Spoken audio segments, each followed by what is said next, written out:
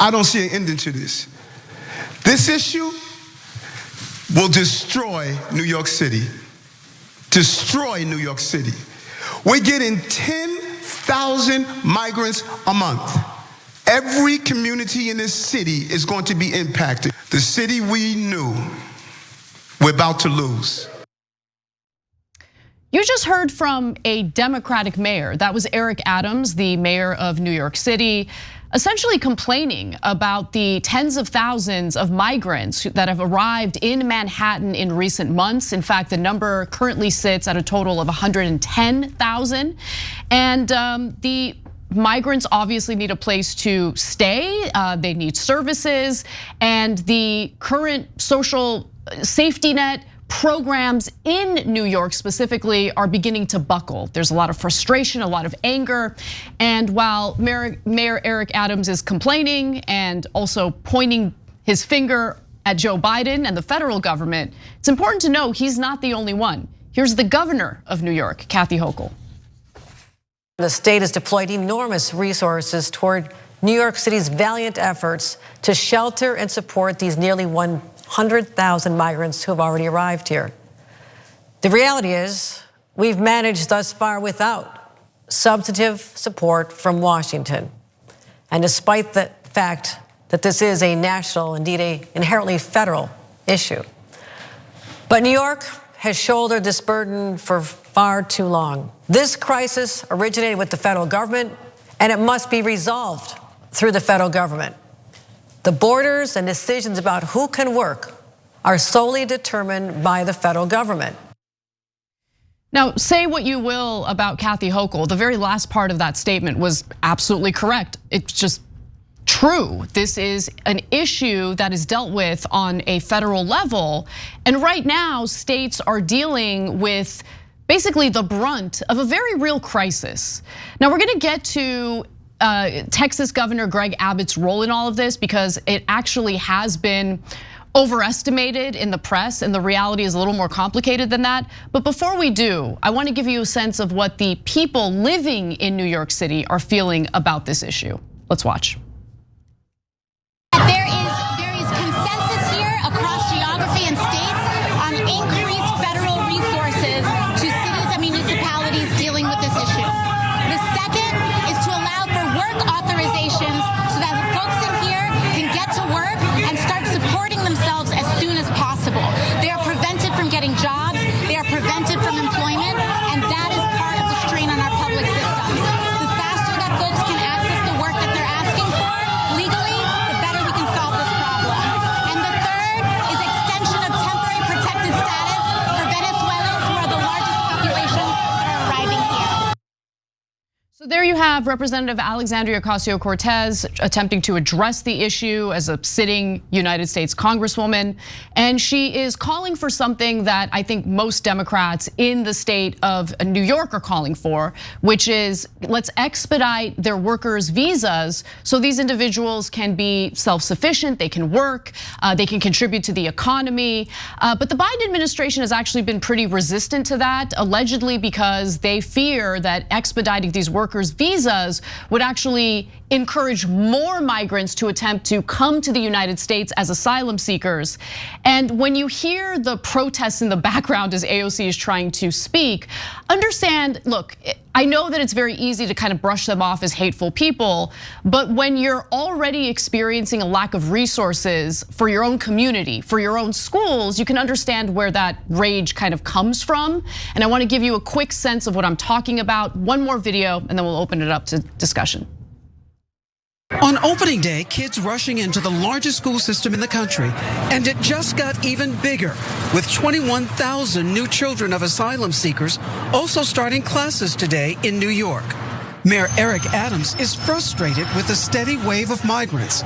He says the city is overwhelmed with 10,000 arriving a month, straining city services and creating a desperate need for help from Washington. The schools face the growing task of providing academic resources, supplies, a more diverse staff. Many do not have bilingual programs. Last year, it went from like 20 kids to like almost 30 kids in a classroom. It's going to make it tough. It's going to make it tough. Somebody's got to solve these problems. So this is a very real problem. It is in fact a crisis. As I said, I'll get to the Texas governor's role in this and how it actually has been overestimated quite a bit. But before I do, I'm really curious what you think so far, Cenk, about what places like New York and Chicago are dealing with and how they claim there's been a lack of a response from the federal government. Yeah. So look, I said this on day one. I'm gonna repeat it even with greater fervor today. I think that what Texas did makes sense. And so I know that a lot of people on the left don't want to hear that, but think about it, guys. So they had this immigration problem all along, and it wasn't spread out to many different states. It was just in Texas, and of course the other border states. And the federal government kept saying, I don't care. Okay, now to be fair to the federal government, it doesn't just quite say that. It has a lot of different programs in place. The idea that there's open borders is nonsense. No, there's a border and they enforce it. They return people all the time, etc. But tons of people come in, and the border states said, why? Why do we have to shoulder all of this by ourselves? And started shipping it to other places that were more left wing and said they were more open to immigrants. So you're open to immigrants, here you go, here's immigrants. And now all of a sudden New York realizes, okay, well, being open to immigrants has consequences, right? And they're trying to adjust the best they can, and they're trying to be as welcoming as they can, but obviously some anger is building. And so why does Texas have to just deal with it? We all should deal with it, and it's of course a federal issue. And so they're not welcoming of immigrants, I am, but that doesn't mean that we have to make New Mexico, Texas, and Arizona deal with the whole thing. Agreed. No, it means that we all are responsible for our brothers and sisters that are both the immigrants and the New Yorkers and the Texans, etc. So now, to give you a scope of the scale here, there's different reasons for different parts of the immigration puzzle. There's folks coming in from Africa now as well, but Venezuela is an interesting example. Just a bunch of years ago, like around 2018 or so not that long ago, there's only 100 Venezuelans that had come into the country in the year. Now that number is up to 150,000, okay? Now Venezuela has giant problems in and of itself, right? But it gives you a sense of scale. So it is very difficult to figure out where to put these folks. How do you get them jobs? Now, I didn't know this until recently. Asylum seeking, of course, takes a little while. Everybody knows that. But it turns out the process normally takes 3 to 4 years. Correct, yeah. So what are you supposed to do in the 3 to 4 years? Well, that's why they're asking for those work authorizations, both AOC, Eric Adams. An interesting note here, Eric Adams, generally a conservative Democrat, Kathy Hochul, generally a corporate Democrat, and AOC, a progressive Democrat. But all three of them are saying very similar things, like, okay, good, yeah, but yeah, we're hurt, dog. And federal government, you need to help, right? Well, where were we when Texas was saying the same thing? Let's be honest and fair to everybody, okay? So, but now it's New York's issue and some other states. Let's go help them.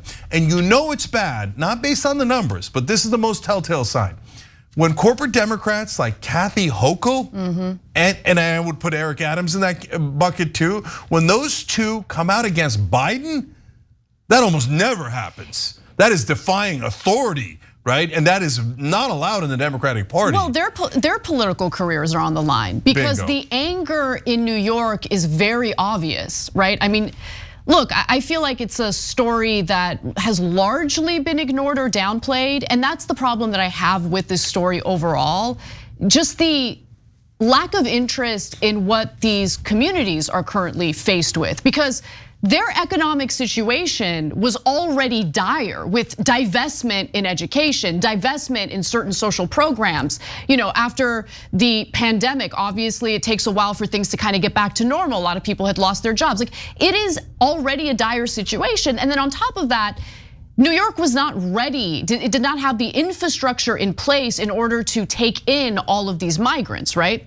And so what they're now dealing with is, okay, New York City specifically has a right to shelter policy, meaning anyone who asks for shelter must get the shelter, which has actually made New York a far more desirable place for these migrants to go to. So the dominant narrative so far had been, oh, Texas Governor Greg Abbott is the one who's busing all of these people or sending all of these people to New York City.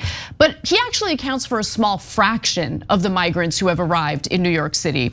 So I want to take you to graphic 5 here, Because as the New York Times reports, after crossing the southern border, thousands have made their way to New York with the help of officials in Texas. Governor Greg Abbott has sent thousands in a campaign to provoke outrage and force the federal government to tighten border security. So he has done that to an extent. However, Abbott's buses account for only a small fraction of the people who have arrived. El Paso, a Democrat-led city, has also sent new arrivals to New York at the migrants' request, officials there have said, and some people have made their own way. So because of the fact that New York City has this right to shelter policy, obviously, if you're coming here as an asylum seeker, as you're going through the asylum process, as you're essentially waiting to have the ability to work here legally, you're gonna need a place to stay. And so naturally, people are going to gravitate toward parts of the country that have these types of policies that are far more friendly to individuals in need of shelter. Yes, and guys, when we all feel the quote unquote pain, as in budgetary pain, overfilled schools, overfilled shelters, etc., we have to work together, left wing and right wing, to figure out what's the right number, what is the right policy. We can't just say, oh yeah, let them all in and let the border states deal with them, or don't let anybody in, right? No, let's have a rational policy, and then let's figure out how to sort immigrants. And by the way, fund a lot more judges. And I've been saying this for years and years. During the Trump years, during the Biden years, you need an army of judges so that some people who don't have documents aren't sitting around for 3 or 4 years. And because if they do, one, it's a giant problem for them, but two, it's also a giant problem for us. So if they can't get gainful employment, they're gonna have to eat, and they've got family. That's right. So they're gonna have to do something, and you don't want that to fester. Some of that could be incredible positive energy, and some of that could be negative energy. Well, let's keep it real. A lot of them end up working, in the, I don't know what it's called, unofficial market. Basically, instead of taking jobs where they're documented and where they have at least some ability to protect themselves through our system, they end up working kind of underground economy. That's the word I was looking for. They work in the underground economy where exploitation is common, abuse is common. So a lot of these migrants end up getting abused as a result of that. I don't know who is advising the Biden administration about how expediting the workers' visas is a bad idea because it's going to encourage more people to come to the United States. But either way, there are currently so many people in the country already in desperate need of workers' visas. And if you don't give it to them, what are they supposed to do for 3 to 4 years? And I get that, look, some just say deport them all.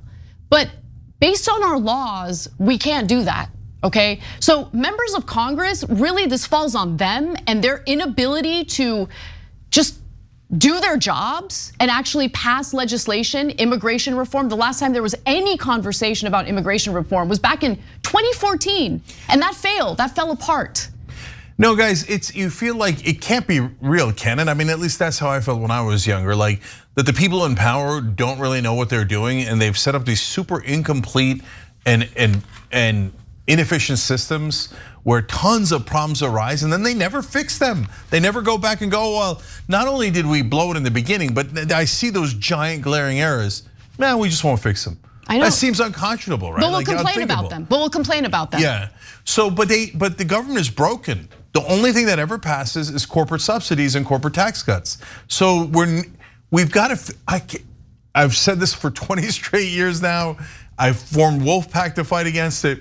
But if you don't fix money in politics, nothing ever gets fixed. Because the only thing that ever passes is subsidies to corporations, and this stuff festers and festers. Guys, it's a giant problem for those immigrants. They're lying on the streets, they're gonna get abused, the underground markets are terrible in a lot of ways, etc. But some of them will turn to crime because they're not gonna have any choices if they can't work and they have to feed their families, right? Okay, then we're gonna have a bigger problem. Is it because they're naturally bad morals or criminals? Of course not. Undocumented immigrants commit crime at half the rate of natural born Americans, right? But if you put them in a situation where they have no choice, not only will some of that arise from some percentage, but then it'll anger everyone else and it'll make them turn more against immigrants, and it creates a vicious cycle. So especially with right-wing media waiting out there for like 1 or 2 bad crimes. No, it's exactly right. And then they're gonna focus on them and pretend that that's what represents all immigrants that have ever come into the country. So it's a bit of a time bomb. And let's go, Biden, do whatever you need to do to, he's gotta do, guys, one last thing, sorry, Anna. He's got to start doing everything by executive order, because these lunatics in the House, they're never gonna allow him to pass anything. They can't even fund the very, very basic bare minimum of the government. To think that they would do immigration reform is inconceivable. So let me actually get to that real quick, because I think it's important to kind of talk about how Biden is now going in the way of Donald Trump with Donald Trump's immigration policies. Let's go to the last graphic here. The Biden administration also announced a new asylum policy that disqualified most people from applying for asylum if they have crossed into the United States without either securing an appointment at the official port of entry or proving that they had sought legal protection in another country along the way. The policy was struck down by a federal judge in July, but was upheld on appeal while legal challenges to the policy work their way through the courts. So it's not just Biden being able to do things unilaterally, much like Trump did, to be quite honest with you. It's that our judicial system also sometimes gets in the way of actually implementing some of the policies that could at least temporarily alleviate some of these issues, but it is a Band-Aid on a gushing wound, and it's really important to keep that in mind. If you just rely on the, President of the United States passing policy through executive order, it's just a flimsy way of dealing with a much deeper issue that we have here. We are in desperate need of reform that needs to be done through Congress, and Congress is broken. So the next time you hear any lawmaker complain about the migrant crisis, ask them why they're on X, complaining about it, when they're literally United States representatives or senators who could actually do something about it. Hey, thanks for watching that video. We really appreciate it, guys. And we appreciate it if you become members, because that allows us to be independent, honest, progressive, all the things that you don't get from corporate media. And all of that is because of you guys. Hit the join button below and become one of us, become a Young Turk.